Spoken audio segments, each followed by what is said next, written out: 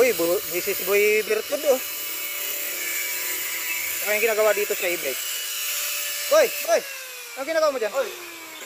Ano, pinapataw ko to. Ah, bulok na. Oo. Bulok na yan ah. Oo. Ah, Wala na yung saysay, kaya papala natin yung maganda. sirang-sirang e-bike na yan ah. Ano ipapalit mo dyan? Ito. Ayan. Galing mo ah. Malupit ka talaga. Tingin nga. Oh, nga, bagay. Oo nga ano. Kasi Restore ah. bago na eh. Swak na swak. Malupit mo talagang latiro. Kaya yung mga sira yung iba, ipagawa nyo na. Ah. Gagawin yung semento. Oo nga ano.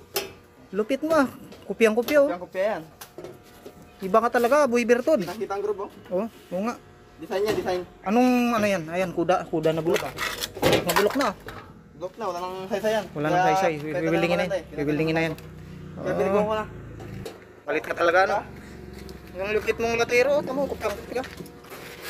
Yan. Ano pang ginagawa dito? Ayan, upholstery. Buwan. Mga upuan. Dami mong mga naka-schedule ah. Yung kulay pula, anong gagawin doon, Boy?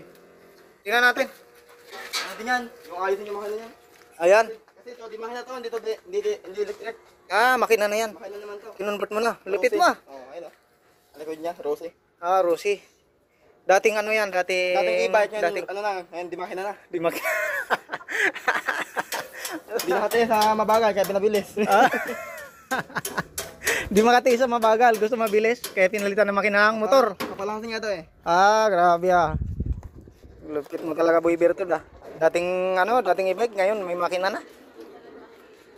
Pati yung mga bulok-bulok na mukha, ay bulok-bulok na e-bike. Lupit. Pati nga. Tingnan mo naman, kung ano maganda yan. Oo nga ano yan, Rosie. Rosy, Wait lang. mas malaki sa e-bike na ano. Rosie, satisfied ba to? Dinamo. Satisfied Clint yun? Satisfied? Satisfied? Lupit ah. Ano may atras na rin? Oh, may atras yan, siyempre hindi mawawalan yan. Ano? May atras na? May atras yan. Ah, mayroon na. Kahit Rosy yan, may atras yan. Ang Pero dito, hindi yan kurente ha, para malaman nyo. Oo nga, patingin. Di gasolina no? Digas lang. Oh, di gas. Galing ah.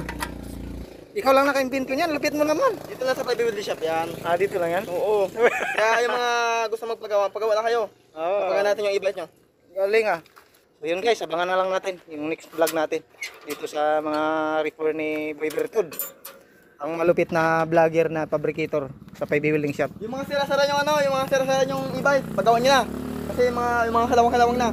Gawin natin mga kahit stainless pa yan. Okay, sige. Abang-abangan natin next vlog.